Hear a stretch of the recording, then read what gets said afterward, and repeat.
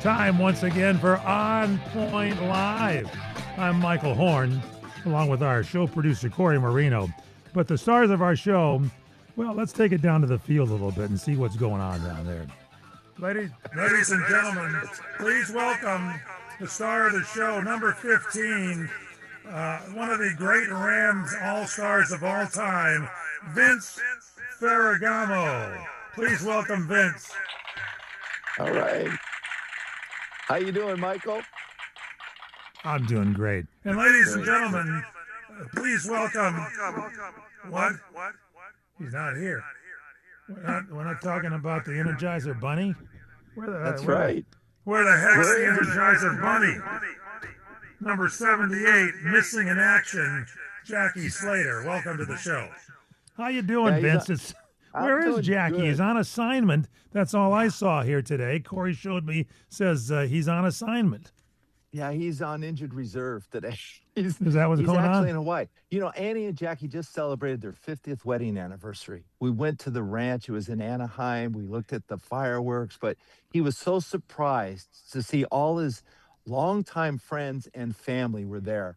His daughter-in-law kind of organized the entire event. It was a beautiful ceremony. It was very emotional when they first got there. They were just awestruck because they couldn't believe that all these people had come to his surprise party, his 50th anniversary, which is the biggest celebration you could ever have. I know, surprise and party. It was so much fun. We had a great time there. It was good. Yeah, I was on that list, so it was good because our kids grew up together. So we were longtime friends. Our families were very close for many years. So let me look real quick here. Corey, hand me that mailbag if you would. Corey, you got our invitation. Do you have our invitation, Corey? Lost in transit. Yeah, a lot of his former teammates weren't invited either. These are longtime friends, just family. I usually bring a $50,000 check for the 50th anniversary. But you say on assignment, this guy's on a miracle tour right now. Congratulations to Jackie Slater. Hey, our show's brought to you by HarmonyCheese.com, the very best cheese coming out of Wisconsin. It is great stuff. Don't forget to check out our website, onpointlive.net. Email us, onpoint@crntalk.com, onpoint@crntalk.com. Get your thoughts and comments into it, and subscribe to our YouTube channel, On Point Live with Vince and Jackie. We're going to take a quick break. When we come back, Vince is going to carry the load of the show, as any good quarterback can do when there's injuries. So stay with us. On Point Live is here. It's direct, it's live, and we'll be back.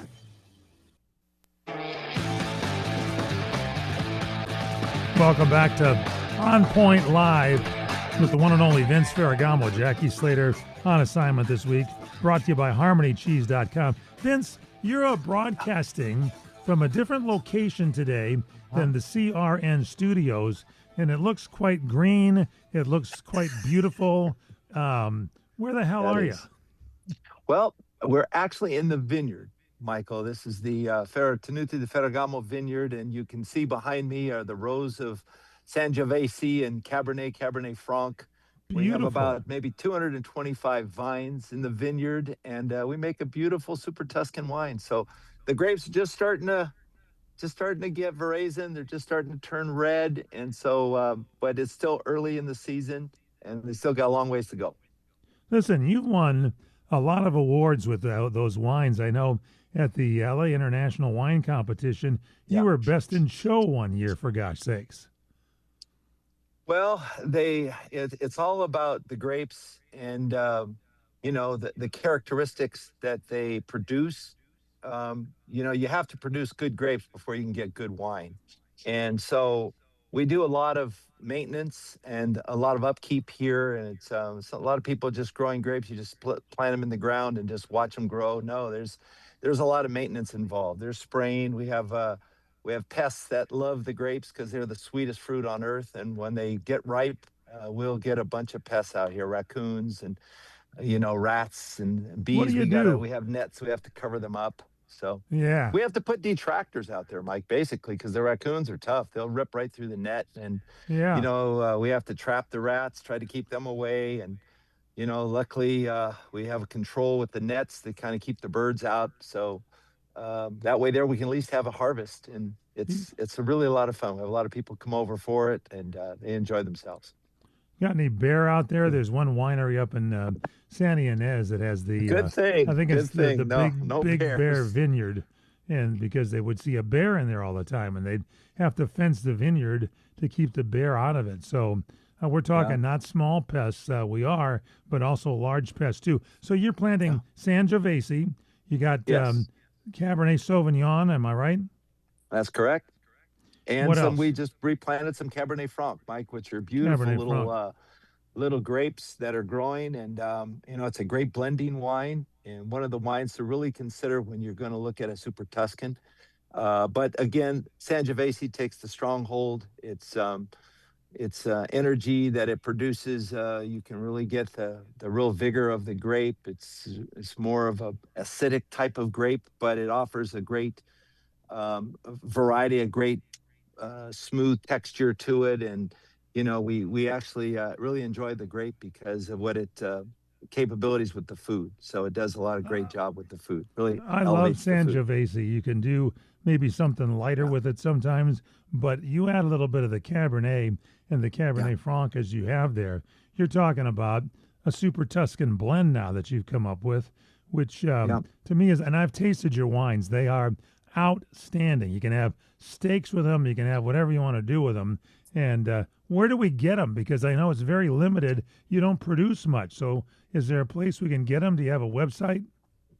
Well, we're a boutique winery. We produce maybe 40 cases a year, Mike, but there's Tenente de Wow. Ferragamo. We have a website, vinceferragamovineyards.com, and people, we have a wine club membership that people actually get wines every year. And but every wine is different. So each vintage uh, brings out a different taste, a different structure to the wine.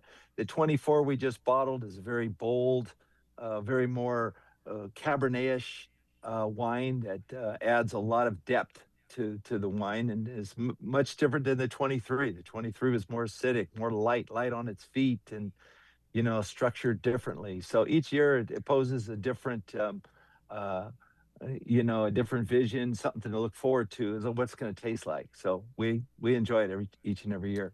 There was a rumor going out in the sports world, and I don't know if it's true, but since you're here and Jackie can't interrupt you like he does every week, I've got to ask it direct to you. Yeah. I've tasted your 2021 vintage that was out. And I know the Knicks, I believe, Corey, am I right when I say they went on a drought for 53 years without winning a championship? Is They that did. correct? They did. Yeah. So, Vince, someone told me that a case of your wine found its way to the locker room of the New York Knickerbockers, as I like to call them. And from that point on, there was some kind of a consecutive win streak. Now, is that a true rumor or is it something I heard? Well, actually, I sent the wine to Greg Popovich. Is that He, he's outside of coaching now, so he really enjoyed the wine. He sent me a beautiful thank you note back, but maybe he's offered some of that wine that I sent him to some of the Spurs. But that's when they were playing OKC. Okay, they ran out of wine, but maybe I should have sent him more exactly? wine for the championship. I heard they were watering So it down just to make it stretch it out a little bit. That's good. What no, a that what wouldn't a be so good. That would What not a be so good. record.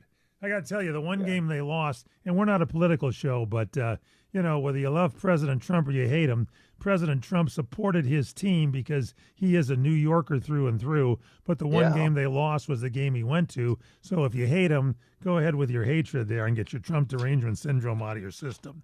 Let's talk about it. Well, Game, let's talk about. game one. Um, Well, a lot of people didn't. You and I talked about it along with Corey and Jackie, saying these are mhm. great teams because the Spurs going into this thing beat OKC, so everybody thought this is a good team. And Jackie was, blathering away about a big guy on the team. You got to have a big guy on the team. And then when it came time to pick a team, he picked the Knicks. But the first game was 112-104, Knicks over the Spurs. It's at Madison Square Garden. People Yeah. maybe expected that result. What were your thoughts? Well, each game, the Spurs jumped out to an early lead. Micah. In game one, they jumped out to a 16-point lead. Second game, they were out to an 18-point lead. They just not they're just so vibrant, early on in the game, and they just run down the court and they'll shoot threes. They're very prolific at scoring. Wimbayama is a threat anywhere. We talked about how great he is, but I think youth took took a back seat to the veteran talent that the Knicks had, and a lot of people forget about the coaching, Mike. And I think the Spurs were out coached. I think they played great against OKC, and that's why most people predicted they would probably win the NBA championship. But it didn't turn out that way. And I think a lot of it had to do with Mike Brown and what he was able to bring to the table. I think it would have been a total different series if OKC was in it, because SGA means the world to calmness and being at the end of a game and knowing how to direct his team. I think they got a little bit off balance. The Spurs did, especially late in the games, and I think pressure just mounted and they couldn't keep up with it. Going along in like game two, the Spurs 108, Knicks 101. That's also at the Garden. Again, with coaching and game plans, changing a game plan when it's not working. That game, San Antonio was scoring big time with a big lead. They had 3-pointers, but when it got close, they didn't stop with the 3-pointers. Once they got a big lead, they should have gone to the 2-point shots, or maybe go and shoot fouls, make the Knicks shoot fouls. Your thoughts? Well, higher percentage shots certainly, Mike, are easier to deal with. I mean, for an offense, especially when you just want to keep pace. Right. But in these type of games, you just have to match point for point. So if the Knicks come down and they start shooting, layups, then you have to come down and start shooting layups. Just match them point for point, especially when you have big leads like they had. They just couldn't maneuver. They couldn't adjust their game plan on the fly, and that's what you have to be able to do. And I think that's where Mike Brown was so instrumental in this team, bringing confidence to this team. I mean, when you look at how spiritually connected this team was, Mike, they played for each other. They were just, convincingly, the better team down the stretch. Jalen Bronson was, he was just unbelievable. He couldn't miss. Anything he threw up, off balance, getting whacked. All right, we got to take a quick up. break. Quick break. Sure. Get to this Amazing. website, harmonycheese.com, our sponsor. When we come back, more with Vince Ferragamo, On Point Live. Coming your way here. Email us, onpoint@crntalk.com. We're back with On Point Live. Vince Ferragamo, Jackie Slater. Jackie's on assignment. And I'm Michael Horn, and we're talking a little bit with Vince about the NBA playoffs. I misspoke there in the last segment. I'm sorry. I got a little screwed up because game two, the Spurs won that game, 108-101, shooting 3-pointers. We get to game three, and that's when the Spurs go crazy with the 3-pointers again and get that big lead. What was it, 29 points? And the Knicks come back and knock them out because the Spurs wouldn't change their game plan. They kept going with those 3-pointers in game three. Yeah, I caught up to him, I think, Michael. Basically, with that big lead, you thought they were going to really turn the tide and even the series, especially in game four. With that big lead, they had to come back, and that was critical because they can't fall behind the Knicks 3-1 in three games to only winning one. So, but I think a lot of the situation is they just didn't understand the clock, and they're playing against a team that played as oneness. They had great belief in one another. They supported one another. It didn't matter who was in the lineup. And a lot of the times the Spurs kind of played that way. But when it came to crunch time, Fox at the end of the game, they were in position. They were already up by 1 point with 10 seconds to go in the game. They turned the ball over. Game is put away. I'm saying, Spurs win this. He goes down and tries to make a layup, and then you have Anunoby blocks the shot. Why do you have to score 2 more points? You can win by 1 point, So all he had to do was dribble around the net, and then just let the clock run out or get fouled and go to the free throw line. It just didn't make any sense. And then they take the ball in, they get the ball, and they're bringing it up the court. They're already set back. The Spurs are already defensively set. Wimbayama's back there, two other defenders. They have four of their other offensive players. The Knicks are still trying to reach half court, and they bring the ball past half court. And I don't know if Fox is paying attention, but they're ready for defense. I don't know, there's less than 5 seconds. The pressure's on the Knicks. He fouls the guy. And the ball carrier, the guy who was dribbling the ball almost went over and back. He probably went over and back. They would have turned the ball over again. And then he goes down. And then, of course, Jalen Bronson shoots the ball. And Anunoby puts it in for the game winner. Yeah.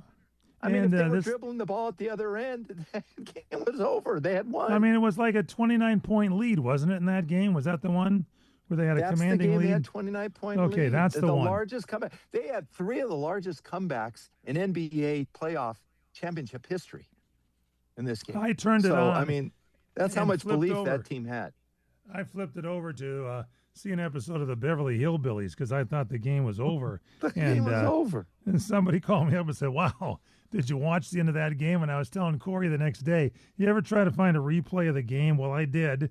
ESPN did rerun it at like 2 a.m, and I taped it to watch this comeback victory. Yeah.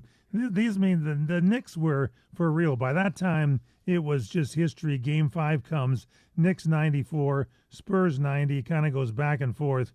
But you got to hand it to the Knicks here. I'm telling you. Yeah. They deserve to win, Mike, and the coaching really was that's the key. Spot on. Right? I do too. It was fantastic. Mike Brown was just. I've watched him over the years. He's sitting on the sideline as a backup assistant coach, assistant head coach. Now there he is again, and then he's with the Lakers, and then he takes over from Phil Jackson. He was with the Spurs originally with Popovich, so he learned from Popovich. Then he goes to the Warriors, and he's got the coach there, Steve Kerr. I mean, yeah. He's always learning from the best, and he always had a lot of praise to those coaches. Then he becomes a head coach, and he wins a world championship. Then he gets released after starting 1-3. Then he goes to the Knicks, wins another world championship. So he just has great rapport with his athletes, with his guys on his team, and they play so well together. Karl Anthony Towns was neutralized Wimbayama in many cases. And then they brought in their other big man to do it. But I mean, this was a great. I'm kind of happy for the Knicks. 2020. How many? 53 years is a long 53 time. years drought. And I remember the Walt Frazier and Willis Reed. Man, I'm telling you, exactly. those guys were. That was the team, though. And they say this team's better. Nah, I don't think so. What do you think?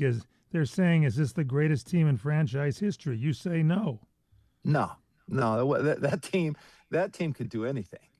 That team was unbelievable. I mean, and you still see the guys today walking around. You saw Walt Frazier there; they're supporting his team, and I mean, those guys were.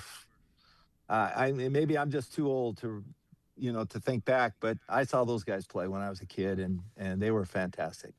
And so is this team. Both. I mean, Jalen Bronson was just unbelievable. He doesn't miss a shot. I mean, give him kudos because he was fantastic. And positioned to try to do it again next year, don't you think? They are in a position to keep that coach around. That team's together, Mike. I mean, that team, you could say anything you want, but it really boils down in basketball to how you finish the game. It's not how you start. I'd say my best for last. I always tell that to my grandson, and so, hey, that's what it takes. And be under control. Hey, it is what it is. Just be out there, relax, and go do the job. Don't let the pressure get to you. And I think it did when those guys got to the free throw line. They just couldn't make the shots. All right, let's move along, if we can, right now, to a different type of football. It's called soccer, no matter what anybody says. The FIFA World Cup is in play. And I understand you were at a game the other night. Tell us about it. Was it like nuts, crazy? What was it like? My first World Cup game, a FIFA World Cup. It was at SoFi Stadium. They call it Los Angeles Stadium. But, Mike, there was no politics in the stands. Iran was playing New Zealand. It was packed. They had 70,000+ fans at this game, and it was unreal. The excitement, and I'd never been to a game of that magnitude to watch soccer. And I was there on the tip of my seat the whole game watching it, and it was entertaining, and it was fantastic. And I think we had some pictures that Corey's going to put up for us, but I mean, it was so much fun. My grandson turned 12, and he took a friend, and my granddaughter, they took a friend, so they had a great time. She plays a lot of soccer, so but it was so much fun to be at. I mean, we really had a great time. What was the final score? It was end up tie. It was 2-2. 2-2. But when Iran scored, Mike, the place went ballistic. Come on. You couldn't even. I mean, you couldn't hear anything. They were just unbelievable what they were able to do out there. And the fans, there was about 80%, I think, of the fans were rooting for Iran in that stadium. It was pretty fun to watch. No car bombs when you went out to your car or anything like that? No, it's nothing. I mean, Okay, it was thank just, you. I mean, sports brings people together. It doesn't matter what's happening. I And, like that. I mean, you just enjoyed the game and the competition. I mean, you just to go after it. Both teams were going after it, and it was close. I mean, New Zealand scored the first goal. Everybody was disappointed, but the fans were cheering them on. The fans wanted their team to get back in it, and they actually got back in it big time. And USA won their first game, and they got a shot. Anybody's got a shot, but there's a lot of competition. I understand, and it's a true story. Scotland, when they were sending people were coming over here like crazy on flights. True story. They get on the flights and get into Boston, and the beer on the plane was drained from the plane in the first 15 minutes. So this crowd is seriously into beer and into soccer, I'll tell you. 36, the first World Cup win in 36 years for Scotland, Michael. Unbelievable. That was, I mean, this is like people don't forget. They want their team. They back their team up, and 1-0, you can see right? it. Yeah, one I think over they Haiti. beat Haiti 1-0, right? Unbelievable. So, yeah, boy, only three European teams actually won this past week in soccer. So that's kind of a disappointment. And I was looking, where's Italy? Italy didn't make it again for the third consecutive World Cup. I mean, wait a minute. There's no Italian it's hard to team? believe. Huh? And I've got my Czech team in there, but they lost 2-1 to South Korea. We'll see if they can do any better. It's good. That's right. Speaking of beer, they make some pretty good beer. Maybe they should get some into the opponent's locker room. Exactly. See what's going on. So that's good. This is going to be you think this is a hit? You think this is a good thing to maybe bring the world together if something like that is possible? That's true. That's true. Sports does bring people together, Michael, and it's so much fun to enjoy watching sports. And it doesn't matter what sport you're playing. I mean, whether it be football, basketball, with soccer, baseball. I mean, and we even started talking about the rest of the sports, but yeah, it is fantastic. It really Real does quick, bring we got people about together from a minute to go. Is there worlds. a position on the field that's kind of like the quarterback? Would that be the center of the soccer team that sort of sees plays or makes it move, or is it everybody for themselves, in your estimation? They have different alignments now too, Michael. So I think probably more importantly, I was watching New Zealand play. They had a big, tall forward. He was pretty much the quarterback of the team. I think it's more the people in the front that score. They want the ball, and they want to direct the way the ball is going to be distributed. That's or the score. halfbacks. Just like in hockey. It's pretty good. By the way, congratulations to Carolina to beat the Las Vegas Golden Knights in the Stanley Cup. That's a big one, too. All right, we're going to take a break. Vince Ferragamo is here. Jackie Slater is on assignment. The show is On Point Live. Our website is onpointlive.net. Subscribe to our On Point Live YouTube channel, On Point Live with Vince and Jackie. We're on Instagram, onpoint.live. And most important, our sponsor, Harmony Cheese, says get to their website, buy your cheese. If you're a first-time purchaser, mention CRN Talk. You get 10% off that order. 10% off the order mentioning CRN Talk. We'll take a break. more with Vince Ferragamo on Point Live will continue.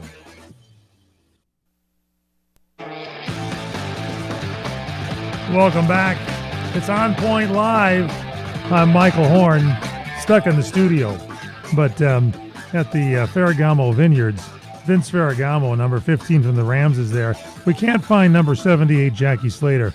Some say he has got his bathing trunks on. And oh, wait a second, Vince. We've changed locations there at the Ferragamo Vineyards. Where are we now, if you can describe for our audience on radio? Well, we're in the backyard next to the pool, and I'm actually in the grotto, the pizza grotto, and it's a covered patio, and it's really nice in here. And so this is kind of where we deliver the food, and then if we're gonna have a little get together or something, we're out here to eat, and the barbecue is right behind me, and so the pizza oven's over here, so it's a lot of fun. Is that bartender Jody that I see? Wait a second. That looks like Jackie Nobody's here. Slater. Looks like Jackie Slater's there, and I thought he was in Hawaii. It looks like he's actually in Hawaii, Mike. Oh, okay, never mind. Yeah, that must be. So, let's leave it alone. He's missing the good weather here. All right, let's talk quarterback since Jackie is out of the picture right now because he tends to be very passionate in what he says. Let's let you. I want to turn you loose. Okay. Because did Mahomes rework his contract to get like $63.1 million per year? Is that a new benchmark for quarterbacks? Is that the deal?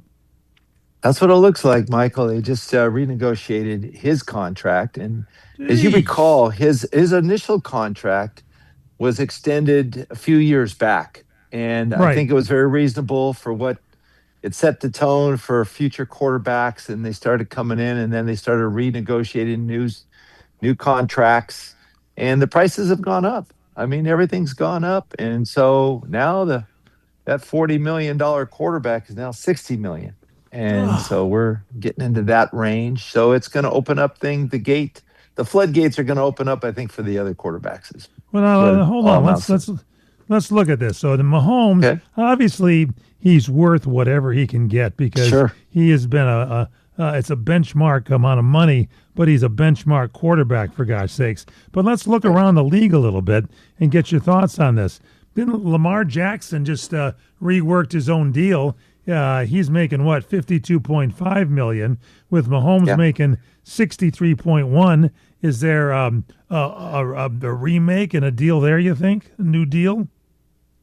Well, the interesting thing, Michael, when I look at these contracts is that when you look at a guy like Patrick Mahomes, I mean, he's not going into management and complaining about what his salary is. This is coming from the front office and from owner management to say, look, we need to take care of this guy. He's our team. We build around this guy. So there is the confident factor. And then they make it worthwhile because now they step in without him having to even request a renegotiation. He understands that his benefit is their benefit. So when they do well, he will do well. And so that they want to deliver. Tom Brady was the same way with the Patriots. He would go in there and say, look, I need a team. I said, I'm willing to sacrifice what I'm earned. I'm making good money, and let me just have a good team around me so we'll have some capital to attract good players, and so we can be competitive and we can win. And that's what they did. And now you got a guy like Lamar Jackson out there who's been pretty much a one-man team for his team, and he's in a position now. They renegotiated his contract a few years back, but with the advent of Patrick Mahomes making this kind of money, it might open the door for other players that same caliber to try to improve what they earn. That's what I see. Is there a thought process in the NFL, I mean, where you want to be the very best at what you do, so you want to be known as the guy that makes the most as a quarterback? I don't think personal gain is what we see with the greatest players of all time. I think the bottom line is they want to be successful in what they do. They want to be a prominent resource. They want to be the guy, the go-to guy that can get the job done and deliver. for your team and for your community. And that's the bottom line. I think that's what we saw in Tom Brady. We see that with Patrick Mahomes. He doesn't care who benefits. I mean, the greatest players of all time, they're not into it for themselves. They're into it for the team. It's a team concept. It's a team game. You win as a team, and team accomplishments are so much more uh, gratifying than personal accomplishments. Most definitely. So I think that's what you're after. And you see a lot of these players now, but there's so much now attention that's given to the financial aspect of what's happening. And, it's kind of gets out of hand. Let's go down the list a little bit here. I'm Michael Yeah. Horn with Vince Ferragamo. I got dots in front of my eyes here on our CRN video channel right now, so I can't see your pool, but it looked nice before. Joe Burrow. Here's a quiet, good guy. He had a 7-year extension in 2023. He's got 4 years remaining. He looks like a guy that's not going to be screaming for a lot more money, but he's going to be looking for a deal. I think Joey has got his mindset that he wants to win a championship. He wants to get back to the Super Bowl. There you go. I think that's the most important thing for him, not so much to what he's making. He's making great money right now, and he knows his abilities outshine many quarterbacks in the league. So he needs to be in a position where his team now can benefit from his ability as a quarterback. And I think he's looking at the team now more importantly to say, look, let's get a team. Let's get some guys here. We need to go. We need to go further in the playoffs. The Rams are doing it. They're bringing in guys like Myles Garrett and their 2 cornerbacks they got, so they're doing it through trades. I mean, they want to win now. And I think at this point in Joe Burrow's career, he wants to start winning now. This is important for him. Not so much the money part. What about Baker Mayfield, Tampa Bay? He's found a team that loves him. Yeah. He's making $33.3 million. It's a Right. steal to have him at that price. You would think so. And he's delivered for his team, especially late in games, taking his team from behind to win games. As a talent, he actually was great with Liam Cohen, and Liam Cohen just advanced his career. I mean, coaching is so much to do it, but I think at this point in his career, he's thinking, look, I've performed. I really need to be compensated for it. So in that case, I think he's kind of below the average, and I think he's an above average quarterback. And so I think he deserves probably a pay increase. And I think the team's going to, because he's unhappy and he wants to be delivered before the start of training camp, which I think is a great idea. What if you don't get as much as you want? Like, let's say C.J. Stroud with the Texans there. Okay. He's going to be eligible for an extension soon. Is he worth it? I was a great believer in C.J. Stroud coming out of college. I still am a big believer in him. And I think a lot of where he will go now will be dependent on, obviously, they built a really strong defense on that Houston team. So I think if they put the right players around him offensively and give him the line protection, especially now with great teams having those outside edge rushers that are getting to the quarterback, you're really going to have to put a lot of emphasis on developing a good offensive line for these quarterbacks. He's the type of quarterback that can deliver. He delivered as a rookie, and I think he just can get better as a proven veteran. So he deserves a pay increase because his salary is the lowest in the NFL for any quarterback of that caliber. Caleb Williams seems to be doing a great job for the Bears, brought them some attention finally nationally. He's eligible for an extension after this season. Ben Johnson will have a lot to say about his direction and where he goes as a quarterback, and I think he says so much more appreciative in Chicago with an offensive mind like Ben Johnson. So I think he's content at this point. And he wants to win as well as anybody. So, I'm not so sure if it's money is his primary interest at this point. I think he wants to win a championship as well. So these guys, these great quarterbacks, they want to deliver more so. And if they do deliver, then they'll hopefully be compensated for it. Jaden Daniels. He's played his second season, a lot of injuries there, but he's also eligible after this season. Yes, he would be in line for a pay increase as well, Michael. I think Really? yeah, because you look at the salaries and each year the minimum salaries of the team that's required as a salary cap goes up. So, but Jalen Daniels is is kind of a uh, an all-around quarterback. I mean, he's a young kid that can deliver. He's shown that he's can be a big time player, is a clutch player.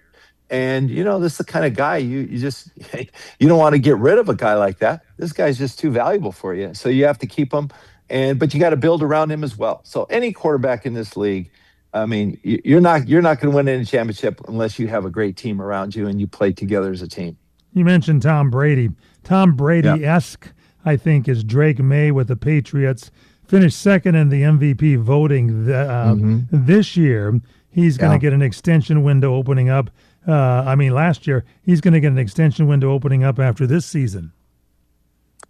He really had great accuracy this year, as we noticed, and we thought he was a viable candidate to win the MVP. Of course, I went to Matt Stafford, Right. but he was a close second, and he led his team that wasn't destined to do much after the year before. Granted, their schedule was a little bit easier because of the scheduling of teams that, according to your prior year, how well you do is the strength of schedule you get the next year. But a lot will be seen this year. If he was that more of a fluky year? I don't think so because quarterbacks can't have that type of success um, for an entire season because all teams are great in the NFL.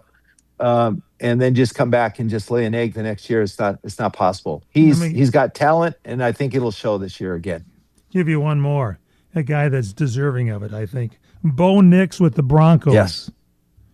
for sure. He came up with an ankle injury late in the season last year, but he's a competitor, Michael. I mean, what can you say? He's got a great coach in Sean Payton. Um, those two minds together, I mean, the sky's the limit. So when you have that in place and you have a talent like that his mobility, his arm strength, uh, I think is just refining those talents to become a great quarterback. That's all he needs, and he needs. I think somebody like Sean Payton can deliver for a quarterback to gain those kind of awards down the road because I think he's in place to really be a great developed quarterback in the next year or so. Got about a minute and a half in this segment. Your team, your former team, the Rams, always need a problem. Yeah, We're not so much talking about quarterback, but right, what's the right, deal right. here with left tackle Alaric Jackson facing a felony domestic violence allegations? He could be gone. They're saying maybe Taylor Decker from the Detroit Lions left tackle may be a possible solution to the Rams' problems. Your thoughts? Yeah, those allegations, that's very unfortunate to see an Alaric Jackson type of Yeah, player like that happen to him in his personal life. And whatever happens could be significant as far as which direction he will end up. Will they be penalized 6 weeks? Will it be longer? Will the Rams just have disinterest after that? It's you really have to keep your personal life in perspective, Mike. It's everybody. It's tough to fight adversity, to go through a season, to play in the NFL, to play any major sport. you got it. You have to have that sacrifice and that commitment and determination. So I hope they probably have to go for an offensive tackle, Taylor Decker from the It's Viking or on the point Lions. live. We're going to Yeah. continue with Vince Ferragamo coming up. HarmonyCheese.com. Get it for you. We'll be back to wrap things up on Point Live.